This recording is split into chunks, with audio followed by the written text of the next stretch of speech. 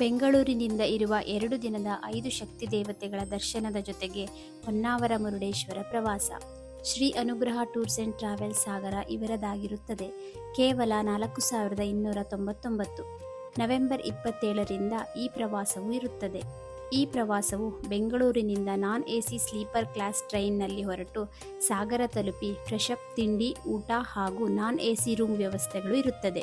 1ನೇ ದಿನ ಮಂದಾರ್ತಿ ದುರ್ಗಾ ಪರಮೇಶ್ವರಿ, ಕೋಟ ಹಲವು ಮಕ್ಕಳ ತಾಯಿ ಅಮೃತೇಶ್ವರಿ, ಕುಂಭಾಶಿ ಚಂಡಿಕಾ ದುರ್ಗಾ ಪರಮೇಶ್ವರಿ, ಕಮಲಶಿಲೆ ಬ್ರಾಹ್ಮಿ ದುರ್ಗಾ ಪರಮೇಶ್ವರಿ, ಕೊಲ್ಲೂರು ಮೂಕಾಂಬಿಕಾ ಮುಗಿಸಿ ಮುರುಡೇಶ್ವರದಲ್ಲಿ ಉಳಿಯುವುದು.